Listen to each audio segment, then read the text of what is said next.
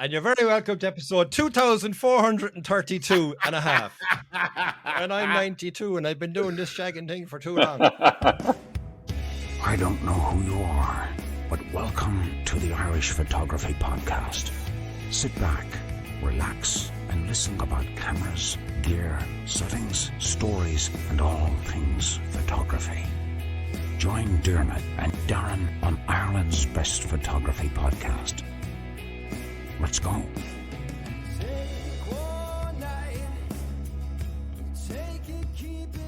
you're very welcome to episode 165 of the Irish Photography Podcast. My name is Darren and I'm your host today, and I'm also joined by my new back to the saddle host, Dermot O'Donovan. Dermot, how's it going, buddy? I'm all right, buddy. Tipping along there nicely. Loads of jobs now this week, you know, photography and house related, but I'm wrecked. And truth be told, I was in the gym for the first time the other day for in 4 years, I'd say, and I'm wrecked. I'm actually destroyed. My personal trainer just destroyed me for a whole hour, and I couldn't even walk for 2 days. That's called karma. You obviously deserved it. I don't know, maybe.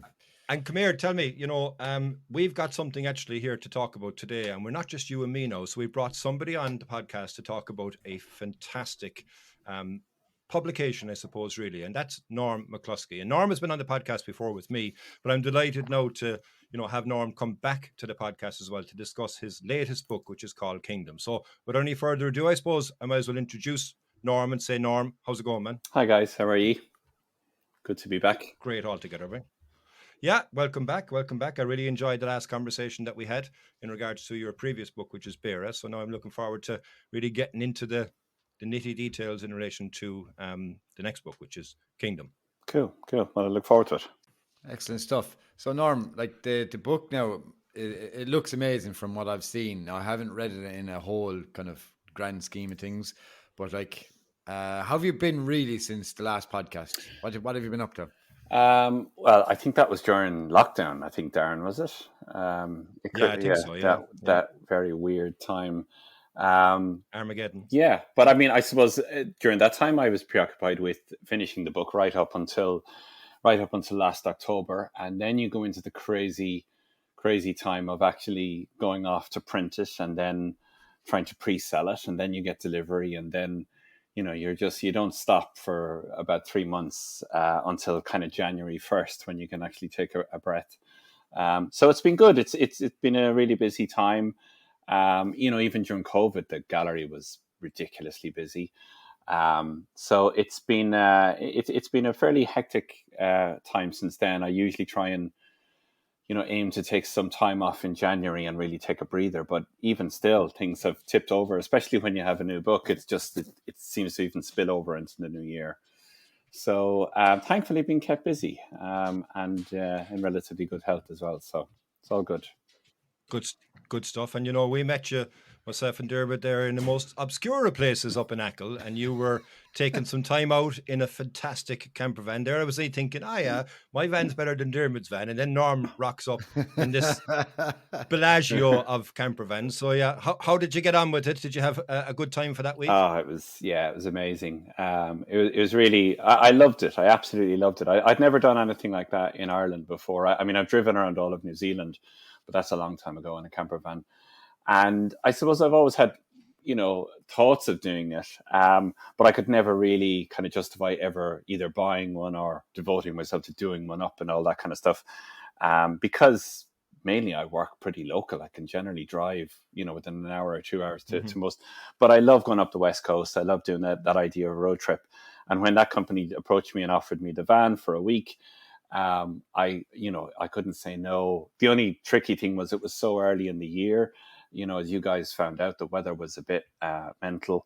But I loved it. It was amazing to just completely get immersed in photography for a whole week.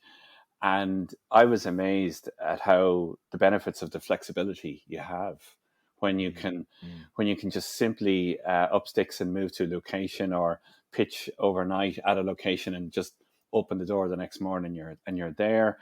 Normally when I do these trips, I go away, and I do go away for 4 or 5 days at a stretch, but I'm kind of, a lot of it would be logistics in terms of getting a hotel or or an Airbnb or guest house, and then finding a restaurant and all that kind of stuff. But when you don't have to worry about any of that, and then you have, just everything just mobile, I just absolutely loved it. Now we got hit by weather towards the end of the week. You guys cut and run back home, but I braved it for sure. No, I didn't. I mean, I kind of braved it a little bit. When it got really bad, I decided that it was no point risking the van or me. So I checked into Screep House for a couple of nights, but made the most of the days and ducked out. So I had a little bit of luxury. But it's amazing, and like Norman, sorry, Norman, you said you had a little bit of luxury. You had luxury all along. Stop it. Yeah, no. Stop it. In fairness, this dude had his own espresso machine in the van, a double bed, quilted. Oh, stop it. Yeah, stop it was an amazing. It was an amazing thing. I mean, to be honest, I'm a bit too long in the tooth for going to making things life hard on myself, but. So this van was, I mean, as you saw, it had everything. It's a Sprinter. I don't think you can hire any Sprinter camper vans in Ireland, but it's probably a popular choice for people who are refitting them and doing them themselves. So it was a great ride. As you saw, it was quite rugged, but yeah, having everything in it from, toasters, kettles, cashmere water bottles and duvets and all that. I wasn't in any fear of roughing it. And it was great. It was, if I give the company a little plug, of Seaweed and Saltwater, they were really, really nice. It's a great idea. And what I loved about it is that it was just completely off grid. I didn't have to go to campsites. I didn't have to do anything. You had battery, water, shower, everything that would last you for days. It was pretty cool. And it was a nice ride. And I was kind of obsessed with the automatic sliding door at the side where I was walking back from shoots and I was just pressing the button and this van door would open and you'd hop in. No, it was really, really nice. So, I'd love to take it again, hopefully in the summer. It's a great idea. I'd highly recommend it anyway. Yeah, and do you know what? If Seaweed and Saltwater are listening as well, like I'd love to take it away for a week as well, So if you want to give me a shout too, I'll help it out too. It was a fantastic van, I must say. Like I said, it was the Bellagio of Camper vans, and I'm delighted now that we not only met you once, but we met you twice. That's right. Along the trip, So, but you're right, it did get absolutely Baltic, and we hightailed it, but you stayed there and you got some lovely shots actually. So you can see the benefit of having a van because you can just park it up, as you say, roll out the following morning and you're on location. So yeah, I'm an advocate. I'm hook, line and sinker in the van anyway. I know Dermot is already. Yeah. So much so I'm buying another van this week. Oh, really? Actually, probably Monday or Tuesday, hopefully, by the time it goes through. But yeah, I'm getting a 2022 Ford Transit Custom. Oh, nice. We'll deck this out. It's a bit smaller van, but it'll be really fine-tuned to exactly what I want it for, as opposed to the one I have now. So, look, we'll see what happens further down the line, Yeah, cool. Well, we'll see you on the road. Yeah, 100%. Come here. Look, we're here to talk about the book anyway, first and foremost. And like I said, I've only seen some parts of it, and I'm looking forward to really reading the whole book and really getting immersed in it. But first of all, congrats on the book. Genuinely, it does look fantastic from what I've seen, like I said. But how does it feel to have it out there in the world for everyone to kind of read, pick it up, and just be in awe of the pictures in it? Thanks. Yeah, I know it's great. I mean, it was a long old project. It was supposed to be a 2-year one that ended up being a 4-year one, thanks to COVID and so on. But that was great. It's a little bit different than Bera, although it's along the same style and everything.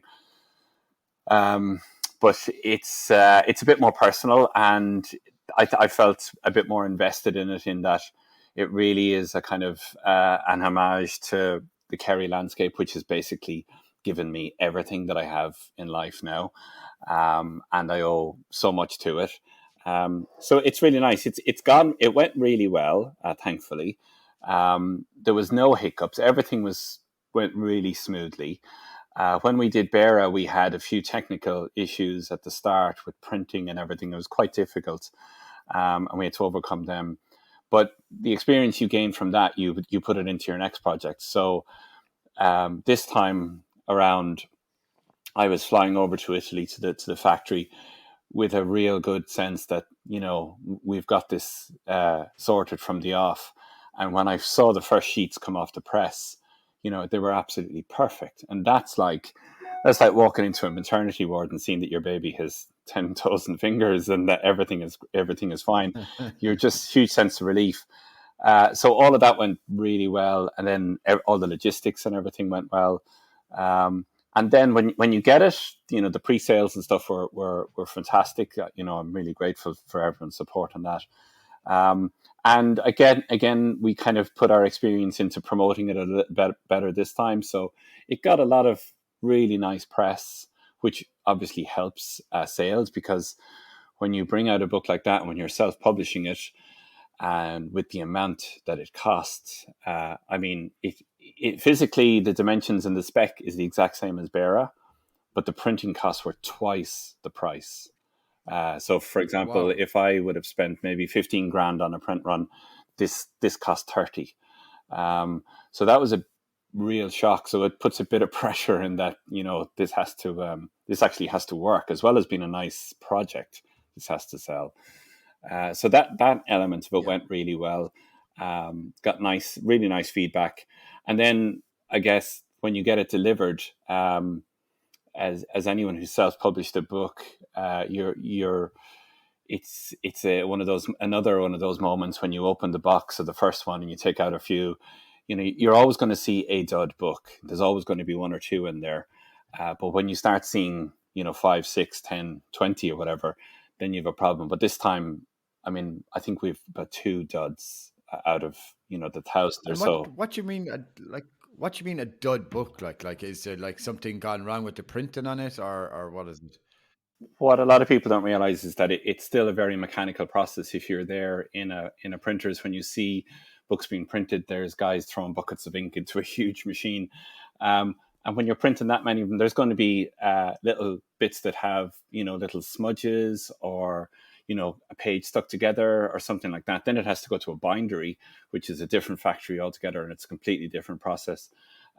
So you're going to be really lucky if you get like 1,000, 2,000 or 3,000 books and they're all okay. Almost every printing process and every book has some issues. And they're either issues that you spot at the start, or they're issues that unfortunately end up being delivered on a pallet to you and you have to try and sort them out. But the company, the printers I deal with, are generally very good.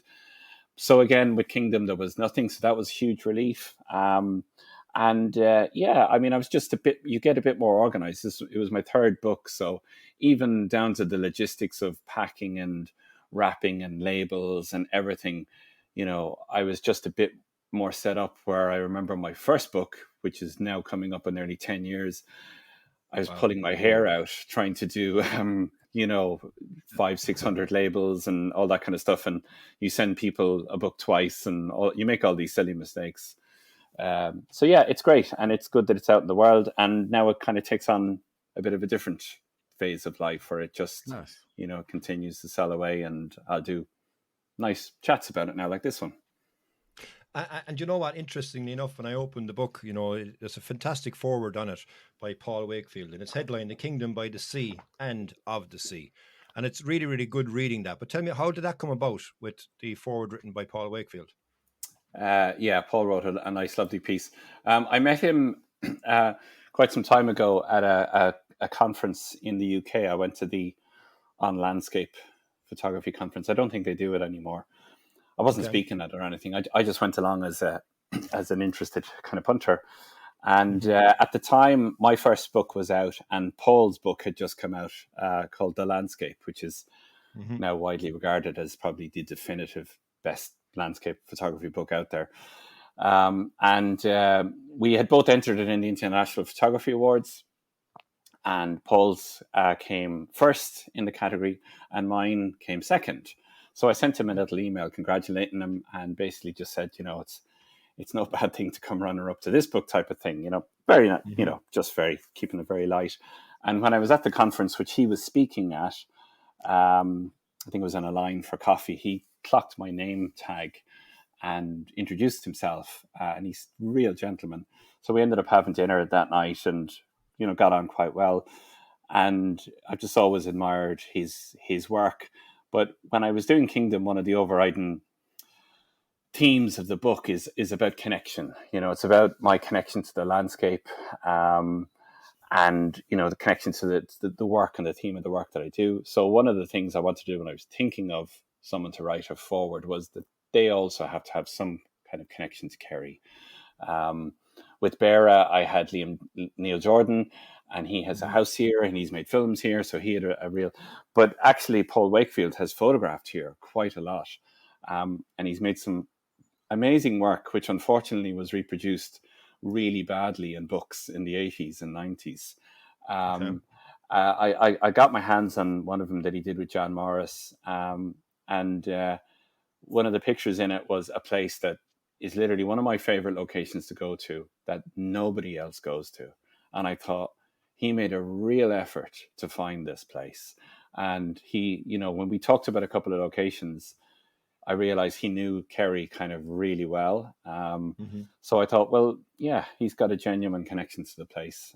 So I emailed him and asked him to do it, and he very graciously did, which is really nice. It's just a nice thing to have, really. Someone, that has a real connection with the place, and then someone that I have a huge respect for and admiration for. So, yeah. Yeah, and even reading it, it is really good because it brings you into the book. But then straight after that, you get your own intro, and your own intro, you kind of alluded to it a moment ago, is that how thankful you are to the Kingdom of Kerry because it has really, sculpted everything within your life. So it seems like a very, very heartfelt message. Like, how has Kerry captured your soul? Besides the kind of the obvious things in relation to, you live there and you've created a business in there and such like that. But what is it about Kerry and the Kingdom that has really captured your own soul? Well, it goes back right to the very start. I mean, I was brought to Kerry as a baby, only a few weeks old, on holidays. We used to holiday over on the other side on the Dingle Peninsula in Castle Gregory, in a little caravan there before there was any other caravan. So we go back to the kind of mid late 60s of our family, and it was just a very special place for us.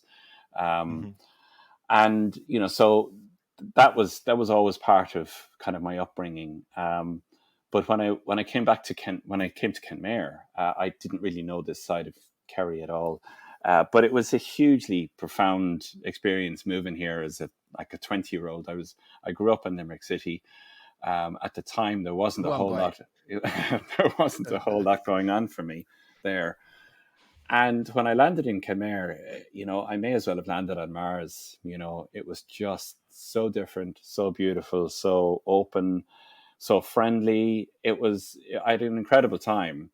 And apart from all of the good stuff and all the partying and everything we did, I was just bowled over by the landscape. So it really, it struck a chord in me straight away, which in turn made me open my eyes and maybe my mind, and subconsciously drew me to photography.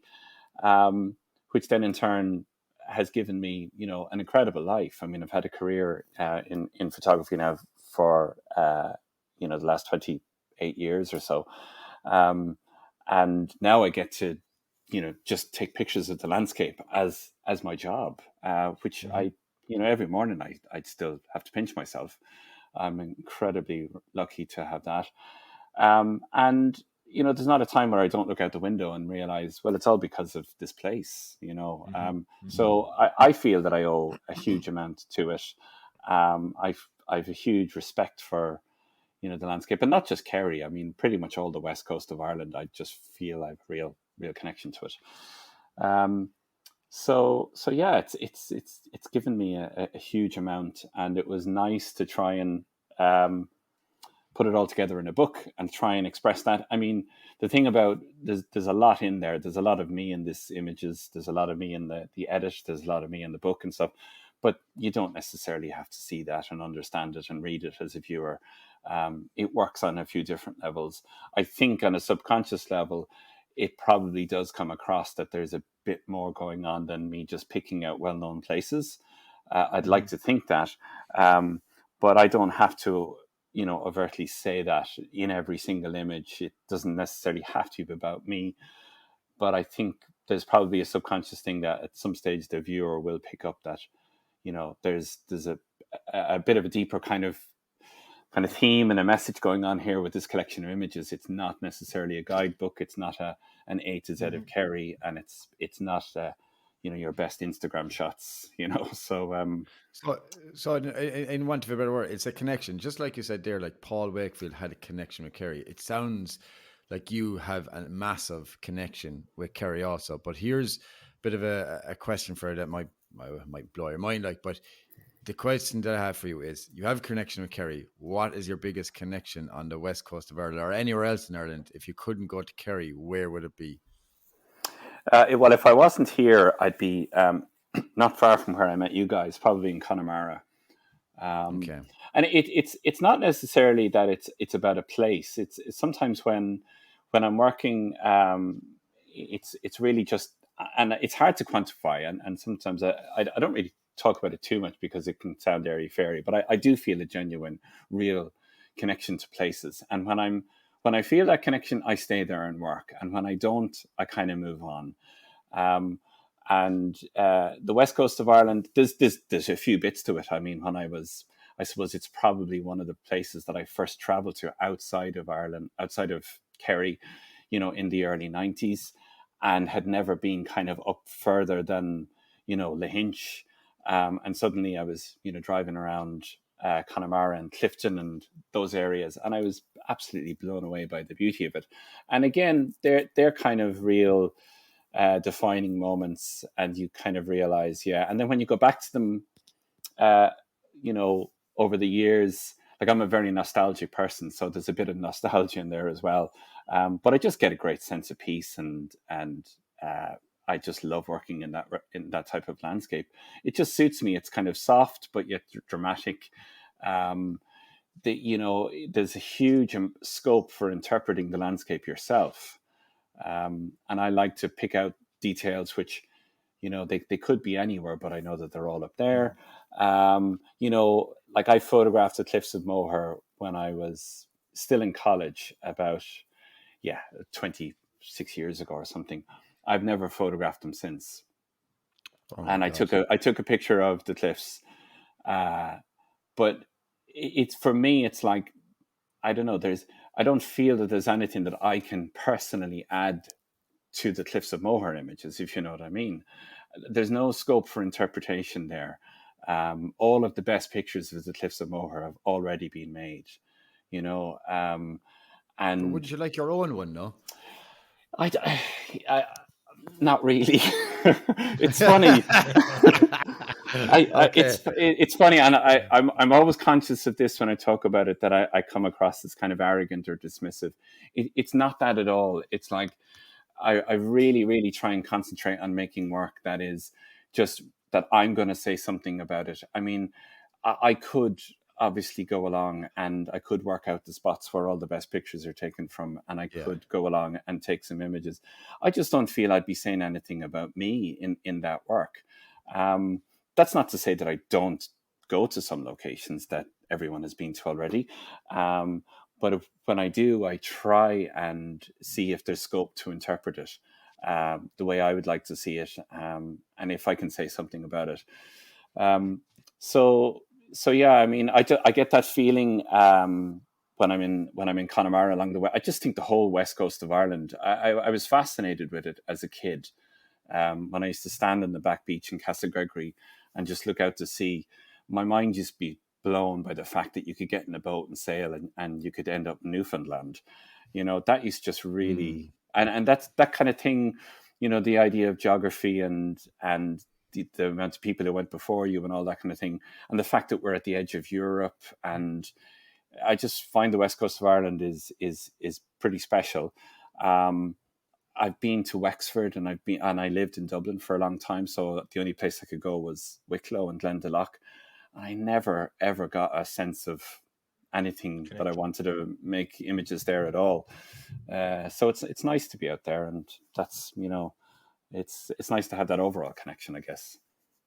And speaking of a connection, I mean, look, you've been in Kerry for a long time. You've a lot of photographs you've taken over the years. So, like, how hard was it, and how many images did you end up picking for the book, for Kingdom? So, how many images are in the book? That's a good question. I think there's about 120, maybe. Wow. Yeah, so it's fairly dense in terms of, I haven't really wasted much paper because the paper was so expensive. I would love to do a nice arty photography book where I have, an image opposite a blank page all the time, because I think that's probably the best way to view photography in a book. But,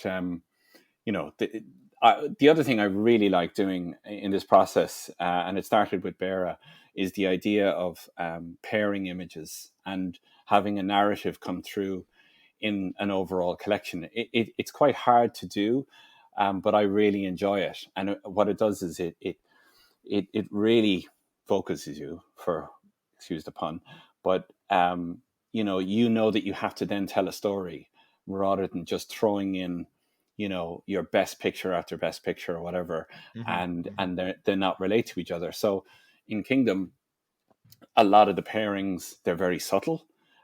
Some of them are about light, some of them are about location, some of them have a little bit of humor in them, where you might see the image of the standing stone is opposite the church spire. And I thought it was very clever, contrasting and juxtaposing paganism with organized religion. Yeah. But that might go over everyone's head, and that's fine. No one might get it. Or there's an image where there's some bog cotton and it's opposite a mountain where it has little wispy little bits of kind of cotton like cloud. These are the kind of things that I would really spend a lot of time thinking about, but which might pass by the viewer. But that's fine, because that's the part of the process that I really like.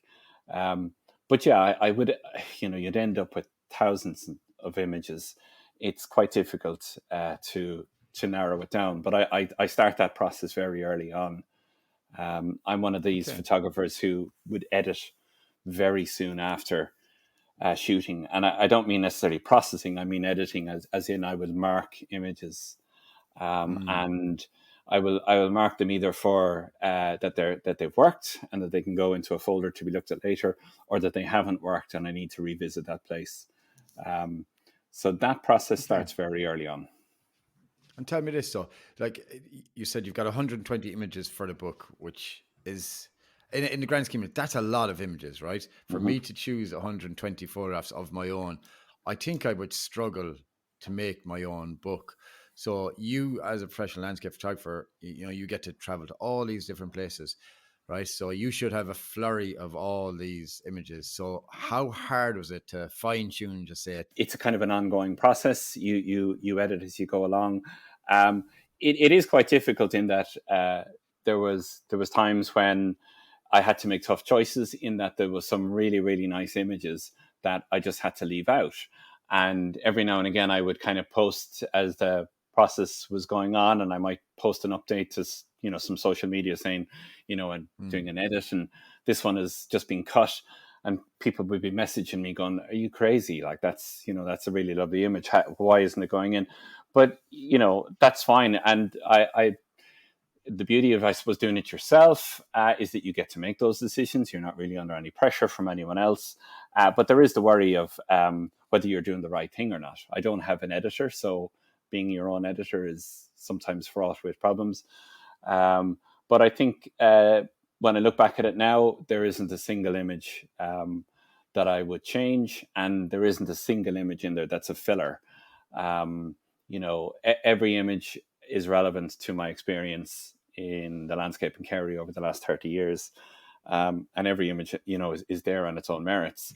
But it's a tough thing. It's definitely not easy, but it's a part of the whole process that I really enjoy, and seeing it all come together in the end. All right. So it's a square format book, Norm, right? So how many square format images are there? What is the decision around this format? Like what brought you, why wouldn't it be your typical kind of landscape kind of book where it's a longer on the edges rather than being square? I'm fluffing this question, but why did you decide to go to square format? So why are there so many square images there? Well, I've gravitated towards shooting square format images. I suppose pretty soon after I switched to digital. I had shot square in my formative years when I was able to use Hasselblads and so on in college, and I always liked it. I was then shooting 645 and Bronicas for a long time, which is a format that I never really liked. So with the ability to crop in camera and set your camera as square, I just found that this was something that was far more interesting to me. So it crept into my work over the years, and I slowly kind of weeded out the ultra wide, 16 mil, 4.5 format or 6.4 format. And then I guess, again, I suppose the formative kind of idea of this was in Bera, where it worked quite well. I mean, it's an upright format book, which I kind of really like. And then when you do that, you are actually kind of limited to the scope of images you can do. There are some panoramics in it and double page spreads, and there are a couple of upright images. But I really like shooting squares. I find it just suits my own personal preference for composition. I find them more aesthetically kind of pleasing.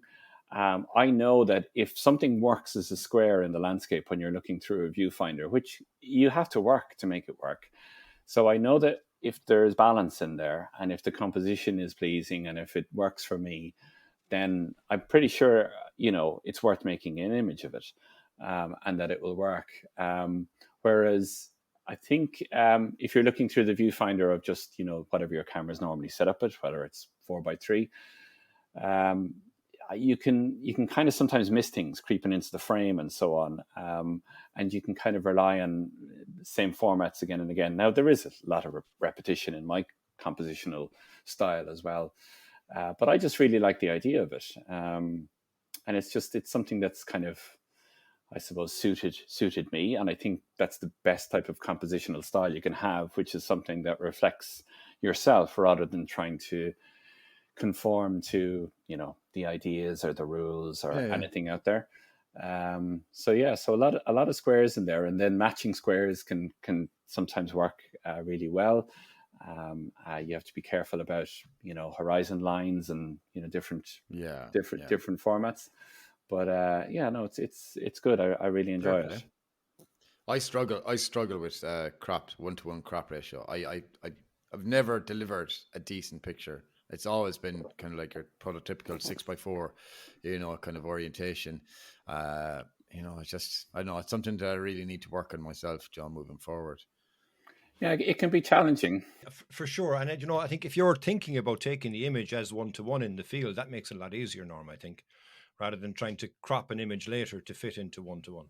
Yeah, I mean, a lot of people always ask me this. I'd always have my camera set to a square crop, so I view it in the field like that, and that really helps you. I don't think I'd see half the images if I was trying to crop them later, and it means that you move around to get a more pleasing composition. You have to work the angles a little bit better. I'm not a huge fan of cropping later in post. If it kind of doesn't work in the field for me, then it just doesn't work. Absolutely. Okay. So Norm, look, what we're going to do there is there's been fascinating insight in the first part of the podcast. We're going to take a quick break and we'll be right back because I want to get into a bit more detail in relation to the different styles that you would have applied to put the whole book together cohesively. So we'll take a quick break and we'll be right back after this. If you're enjoying this episode of the podcast, why not jump over to iTunes or Spotify and listen to the back catalogue that we have with some great episodes where we talk about photography, gear, and some excellent guests along the way.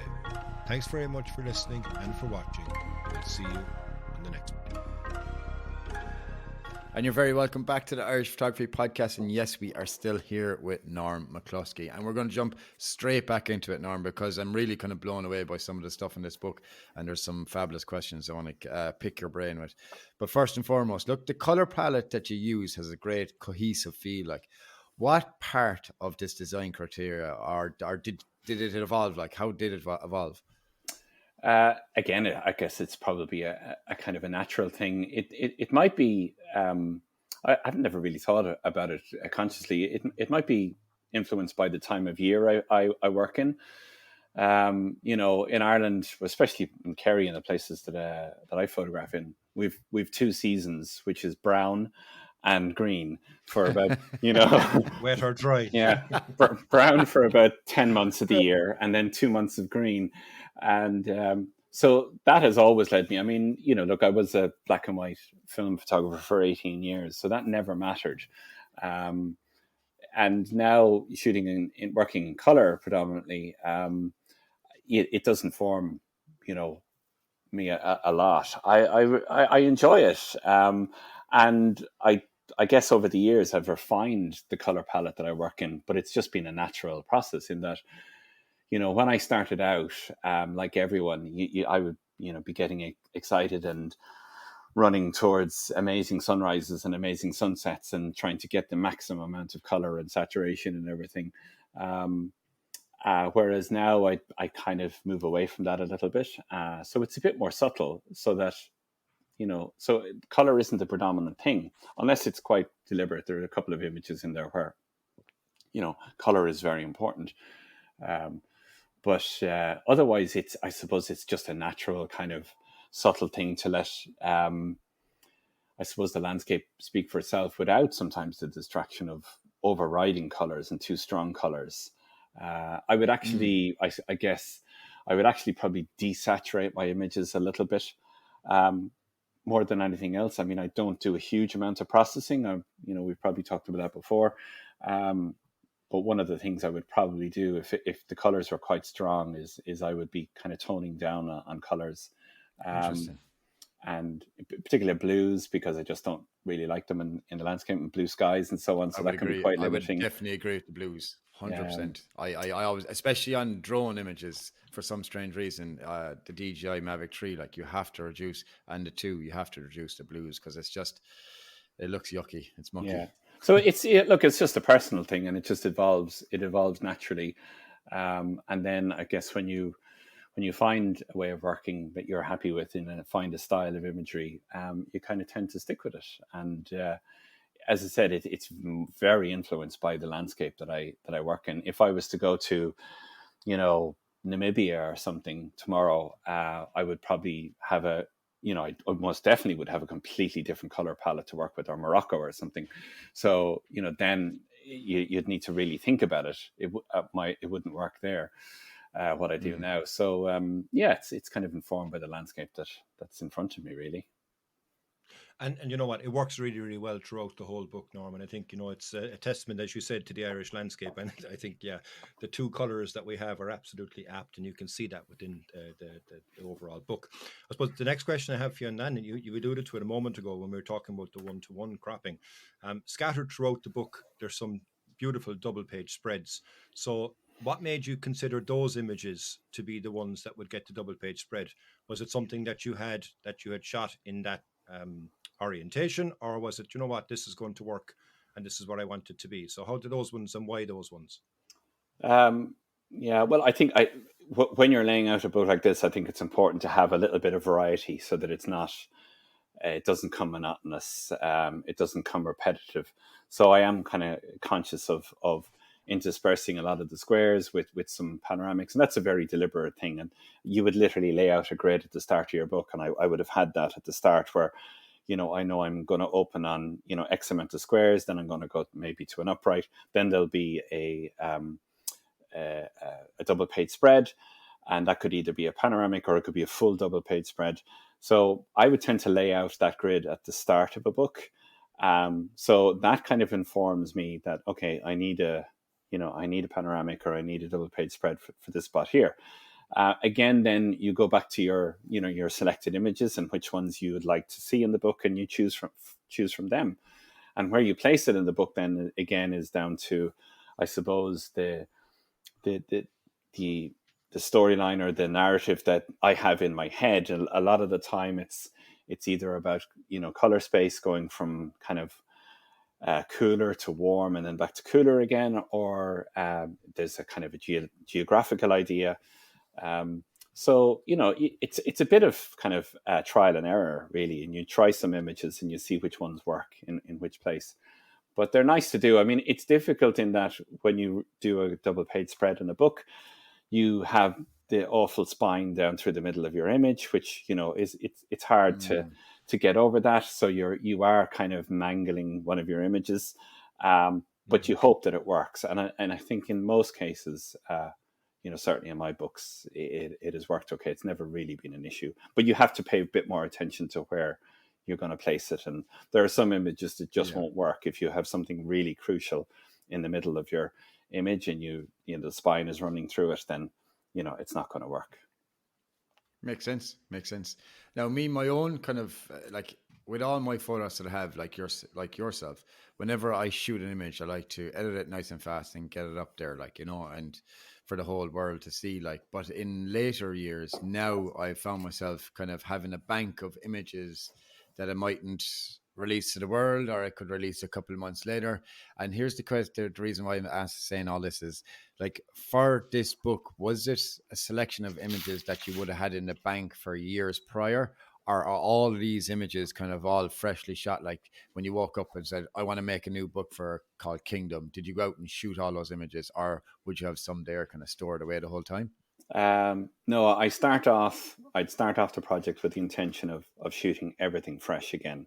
It is very important for me, especially with a book like this, because it was, you know, I could have got very lazy and just thrown a collection together of images that I'd done over the last, you know, 30 years. But it wouldn't have made sense because they were made at different times in my life. They were made when I was a completely different photographer, when I had different experiences. The really important thing when you're doing a project like this, if you want that kind of cohesive feel to it, is that the work, I feel, has to be made, you know, with a purpose, has to be made with an idea in mind. So you set off, I mean, I've been very lucky in that from the moment that I'd start a project, you know, from the first shot that I'd go out and make, I have an idea of, okay, this is the type of work that I'm going to make for this book, and this is how I'm going to shoot for the next, whatever, 3 years.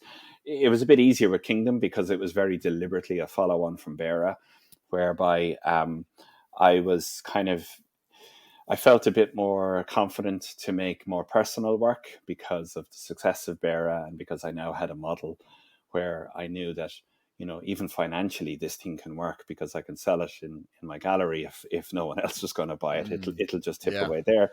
So I didn't have the constraints of having a publisher to answer to, or a commercial market to you know, satisfy. So you get to start off and you get to kind of indulge yourself in making a certain type of image for the duration of the project. And that's really nice. Now, in saying that, so the vast majority of images were shot for Kingdom. But then about 2 years into it, I realized that if I was to really, you know, truly kind of tell the narrative and the story of my experience in the landscape in Kerry over the last 30 years or whatever, it would have to include some images that have been formative and really, really influential and so on. And I suppose one of them, ones in my head, was that I wanted to somehow work out how could I get, you know, a particular image called Skellig Moon into the book, and how would it not stand out as an outlier and a bit of an odd one, because everyone would know it was made 10 years ago or whatever. And then I realized, well, actually, I could intersperse the book with maybe half a dozen or 8 or 9 images that were made throughout kind of the last 15 years, and that were very special ones. And that was actually really nice for me to do, because I had these images. They didn't form part of any other book project or anything. They were very important ones for me. They were nice pictures and they'd done well on the gallery, but now they were going to have a home in this book project, and they slotted in perfectly. There's nothing there that's too jarring or anything in terms of the work made for the book. So so it was a mixture of both. But I think if you're to kind of retrospectively go back and try and come up with a project out of the library that you already have, whether that's made over 5 or 10 or 15 years, I think you're going to end up with a project that looks like that. You know, you as a photographer are going to change, your gear is going to change, your locations are going to change. So it was very important for me to have a fully cohesive feel through the whole project. And you know what? And it really comes together very well, Norm, and it sums up, as you said a moment ago with Ireland and our seasons, I mean, to kind of go out, and fair play to you to go out and get all those shots, but you now had to go out in all different conditions. So as a photographer in Ireland, we're used to a thing which happens nearly every single day, which is rain. So my question to you is to get those shots, because there's some of them here that you are, I think, absolutely soaking to get those shots. So yeah, how wet did you get? Yeah, look, that it's all part of it, really, isn't it? I mean, I long ago kind of embraced the hardships of Irish weather, but then again, the more I've done this, the more I've been able to afford different layers of Gore-Tex and better boots, and it's just about being equipped. I mean, I can remember the very early days heading out into the landscape in desert boots, jeans, and a woolly jumper, and just being like, 10 minutes away from mountain rescue hauling me off a mountain type of thing, because I was just completely not fitted out for it. But now, now it's part and parcel. And some of the most incredible experiences I have had where I've been out on a mountainside, you see the mother of all downpours coming towards you, and all hell's going to break loose, and you literally just crawl into a ditch and you hunker down, and you just hope your camera bag's going to stay dry, and you let it pass over you, and then you get out and you're still fine. So that's all part of it. But the wettest I did get, and I did get very, very silly wet, was for making an image which is called Fallen Branch, and it's quite a minimalist picture of it's a long exposure of just a branch in the lake in Killarney National Park. And I came across this image just at the end of a shoot I was doing in another location in the fog. I had a great morning, and I just couldn't leave this behind me. I just spotted it from the footpath, but I didn't have my waders on. I had nothing. So I tried photographing it from the path, and there was no way I could get an angle that worked.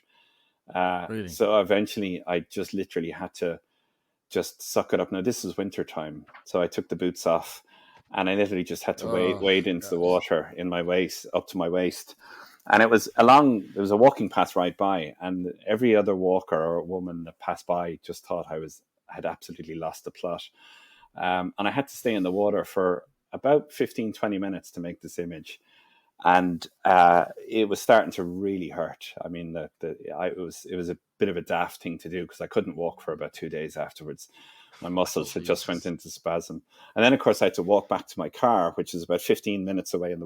So everyone I met on the path just saw this idiot walking along, squelching, with these big, huge outdoor trousers dripping with water, and my boots in my hand. But it was worth it. It's an image that I really, really like, and I would be kicking myself, if I left it behind. But it's all part of it. We're in Ireland. Weather is, no different than anywhere else. So it's you got to dress for the conditions. That's the main thing. Yeah. Come here. Let's talk about some of the images in the book, and some of them kind of stood out to me now that really kind of I felt a connection with.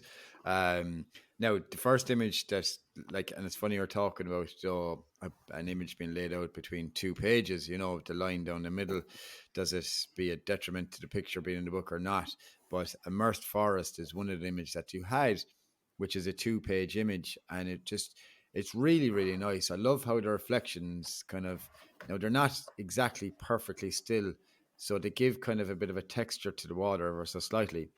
Now, for that image, it looks like you got in the water, because I can't see any kind of jetty or anything like that. So talk me through a small bit of that image and how you got it. Yeah, this is it's an image that I've had in my mind for a long time. I first saw this kind of picture and the potential here when I was making Parklight, back in 2014 or so. It's on Ross Island, and anyone who knows the lakes, when it rains, the water level of the lakes rise and fall rapidly.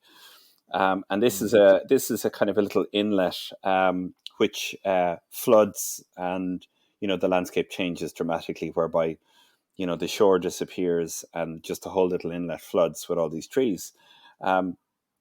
It looks relatively shallow, but you're right. I am in the water, and for this one, I'd say I was about chest high with decent waders, but I was in the water What? I was Did you say chest high? Oh yeah, yeah, yeah. Wow.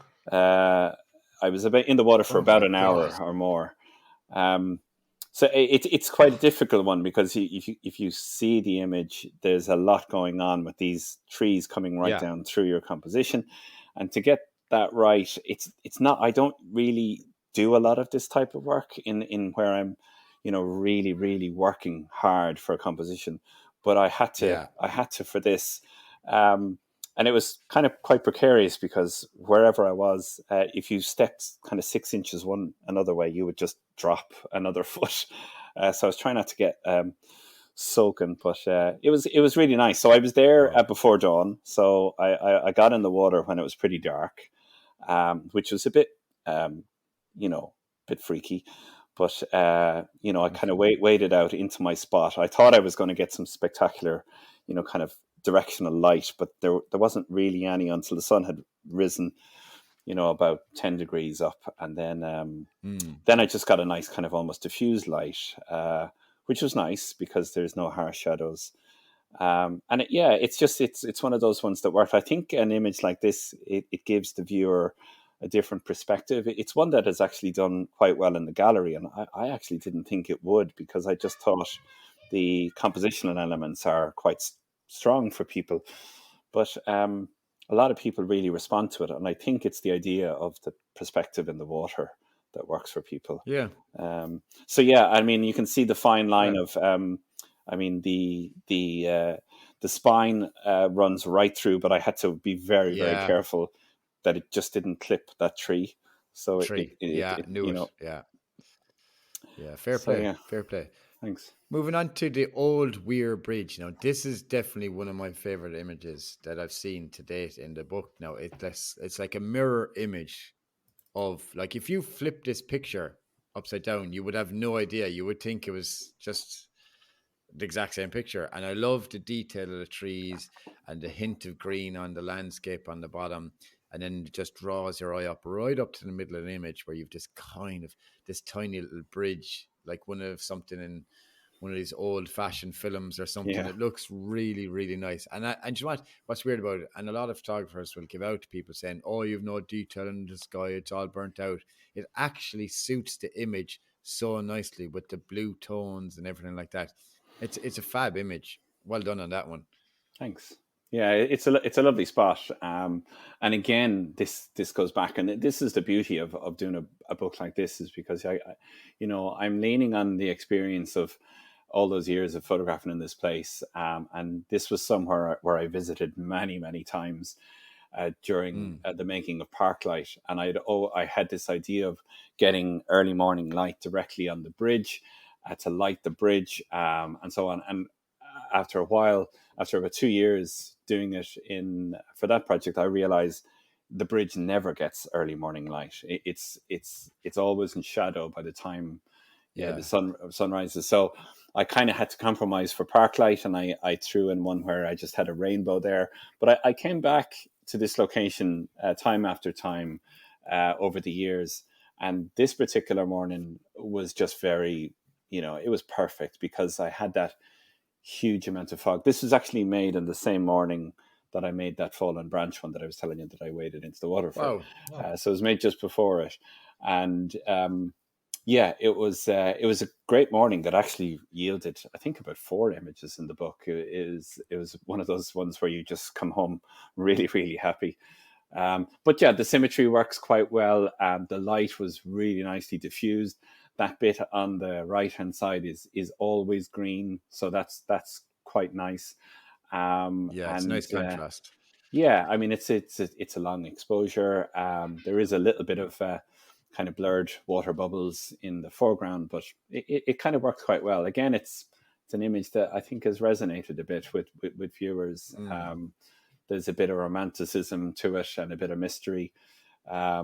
But the compositional elements in it work quite well. It's quite balanced as well, which I think, is one of the important things. If you have balance in an image, that's very important to try and achieve. Yeah. And speaking of romantic and mystery, the Skerlax, and like you alluded to earlier on about, you know, different images that you put in within the book itself, but the Skerlax is something that's so fascinating to me as a photographer, but to many people worldwide as well. And there's a number of images within there in the Skerlax, but there's one in particular which is the Skerlax Shimmer, Right. and that is one that really, really, really jumped out to me, Norman. I was thinking, how did he get out there to be there at that time when the water is absolutely beautifully calm? But the way you captured the shot is phenomenal. Talk us a bit through about that one in particular. Yeah, this was quite a nice one. That was made in 2018, and it's just one of those ones. I don't kind of go overboard on planning images. I'm quite a make it up as you go along, and a bit more of a responsive type photographer. I just get out in the landscape and see what the landscape is trying to say to me. But every now and again, there'll be an image that I might have in my head that I'll think, has potential. And I'd been out to the Skerlax once before this trip, and I guess this particular summer when I saw we had one of these big, huge blocking highs coming in, so you had the ability to make a forecast, and I just thought, I always had the idea of what if you could get a reflection of the Skerlax in the water. Now I knew that was impossible from land because obviously it's so far away. So you had to be out there. So I was ready in that I'd made inquiries about chartering one of the boats. So I had to charter one of the boats that is normally used to bring, the tourists out from 11 o'clock onwards. Ludicrously expensive. But, I guess I was kind of rationalizing it in that, if this image worked for me, and if it worked as well as I think it could, over time it's going to pay for itself, and then we'll go from there. So there's times when it's worth kind of investing in a single image. It might seem fairly obscene to some people to spend that much money to try and just do one shot, but it was an incredible experience. We left Port McGee at about 3 or 4 in the morning. My skipper was late, so I had to ring him, and I was absolutely frantic on the pier. There was no sign of him. He was coming from Cahersiveen, and eventually he rocked up. And the guy is so laid back; he's like horizontal. And we just both stepped in the boat. He just we cruised out of the harbour, and the sea was so still. I could see reflections of the stars on the water in the ocean. Wow. It was like you were floating on air. And it was actually kind of disorientating almost when you were heading into the black. The skipper he'd been on the ocean his whole life, and he'd never seen a morning like it. He'd never experienced anything. He was so quiet the whole time, and he's quite a chatty chap. I just knew at times when I saw him just stopping and staring out into, I thought, yeah, this is pretty special. Something special. I had permission to land on the island, so we did a landing before sunrise, and I shot the sunrise coming up over the Little Skellig. It kind of worked, but it wasn't really what I was after. And I asked him if we could head back out to sea, turn around, and wait for the first light to hit the island. And we just idled there for a good while. I told him, turn off the engine and let everything settle around us. And as the sun rose, I just kind of leant over the boat. It was on a 1DX, I think, and autofocus, which is completely against what I'd normally do. And I just started shooting away while the camera was about an inch off the water. It was getting little splashes and that, but I thought, it was a 1DX, so it was well protected. And I'd pull it up every now and again and wipe everything and then go again. So it's great, and it's one that resonates with a lot of people. I'm delighted to have included it in the book because it was a kind of an image out on its own. But it was one of those ones which I think is a once in a lifetime event. Absolutely. Absolutely. And you know what I mean, like you say, a once in a lifetime event, but not only that, but you're able to capture it so well. It definitely needed to go into the book. And I think that's one where you kind of went on a big adventure. But there's another image actually that I want to talk about where you probably didn't have to go on that far an adventure, which was over Kenmare. So you've got Under Clouds. Yeah, yeah. This is quite a nice. This is taken from just a small mountain which overlooks Kenmare called Mucksnaw, and it's a place that is actually quite. I have a lot of attachment to, because it's probably the first little mountain or hill that I ever climbed with my camera, and Right. took some wide views, which weren't very good, but local landowner that we know, and the locals kind of know to give him a nod or ask, and we can rock up through his farm, and there's a little path. It's everyone in Kenmare walks up here, but on this particular morning, I just took a chance because it was completely foggy and pretty grim looking, down in the town, and from my house in. But I just chanced that if you get up high enough, you might actually end up above the clouds. And I haven't had much luck over the years with cloud inversions or anything like that. I'm not one of these real thrill seeker guys that will hike up Carrantoohil at 2 a.m. I will camp out, but anytime I've camped out, I've never got the luck of the cloud inversions. So this was really nice to just walk up through it, and again, it is that little bit of a mystery thing that that you're able to say, well, Kenmare is down there. The town is. It's a very recognizable view if the fog wasn't there. But the whole idea of, like, Kenmare's name in Irish is Nadine, which means little nest, and I just think, well, this is a very kind of apt and descriptive image of it, and it was nice. It was a nice experience. But I just thought, I suppose, aesthetically and compositionally, it worked quite well as well. And it's opposite that other image, which kind of plays on, even though the other images are foreshore images, the idea is that there's a pattern of kind of that look like clouds in the foreground, and they were paired together in the book like that. Excellent stuff. And tell me, Norm, have you got a favorite image? So we've given two of each of ours. Have you got one that's your favorite, or have you more than one? Oh, people ask me this all of the time in the gallery. I find it the hardest question, and What's your favorite child? Yeah, exactly. I should have an answer by now. I mean, it's very difficult because a lot of the time my favorite images are the ones I've just made. I would be very attached to kind of newer work, and I'm still buzzing from the experience and everything. And I find, looking back over catalog, or looking back over my library of images, I find it hard to differentiate between images. They're all unique experiences. There are some images I think that are, I suppose, definitely photographically better than others, but I don't actually look at my work that way. I rarely enter competitions. I rarely try to judge my work on the kind of accepted criteria and so on. So a lot of it is very personal. But there are, like, look, there's an obvious one would be my Skellig Moon image, which in itself, I might owe everything to Kerry, but I owe a hell of a lot to that one image, which has been so incredibly successful for me over the years, and I still think it stands the test of time, even though look, when I made it, it was quite unique to the point where everyone was assuming that it couldn't be real, that it had to be photoshopped and so on.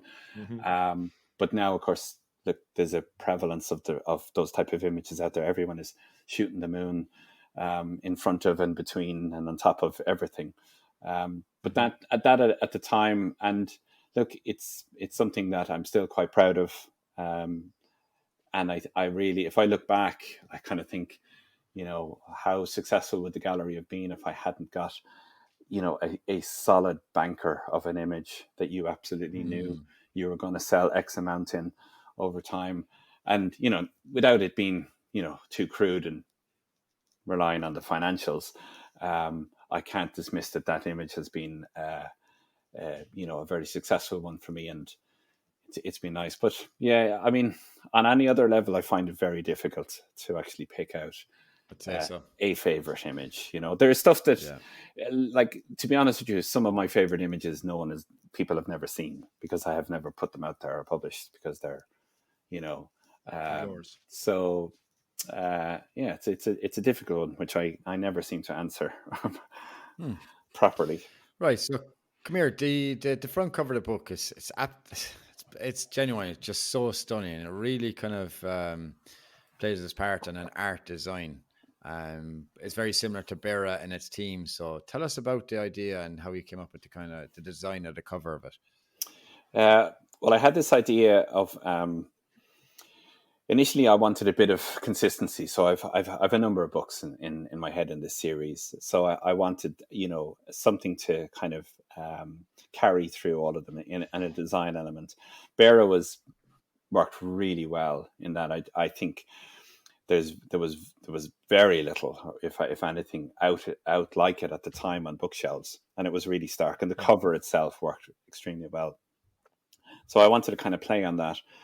Whereas Bera was all black and it had the gold foil or the copper foil detail, I thought for Kingdom we would flip it and we would do an almost negative version of it, where the majority of the book was kind of more a brighter, shinier material, and then the graphics would be black.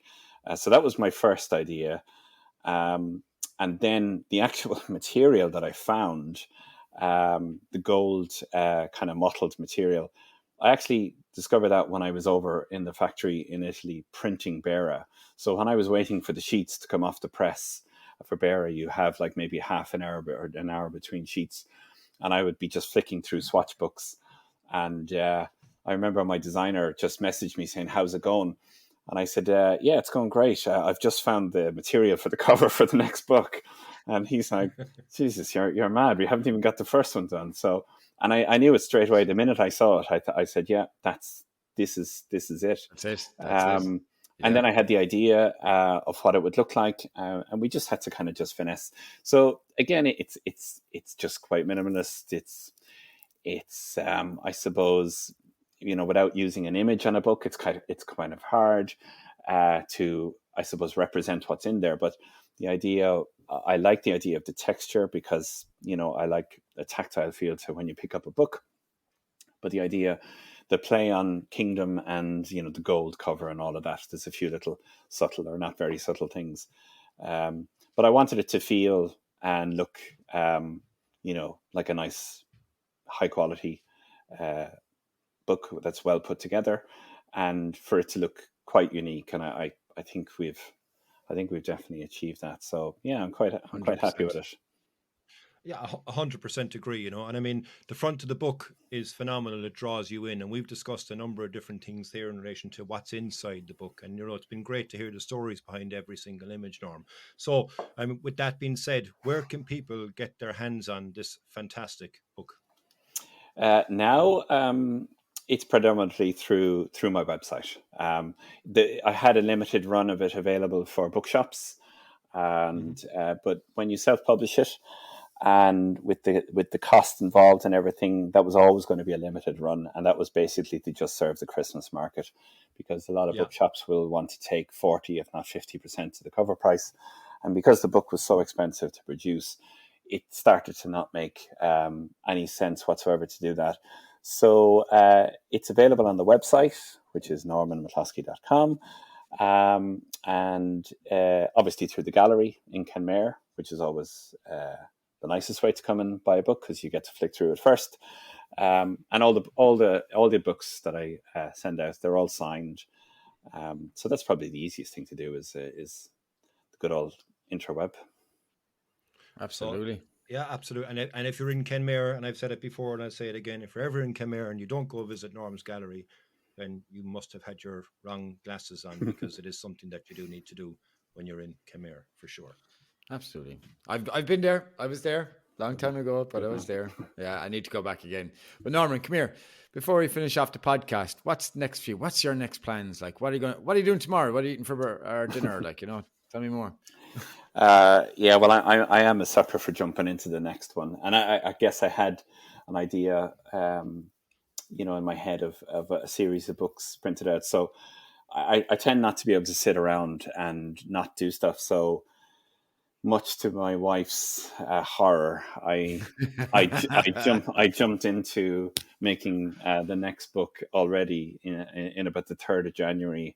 I headed off to West Cork, which is going to be hopefully the subject of my next book, which would be the landscape of West Cork.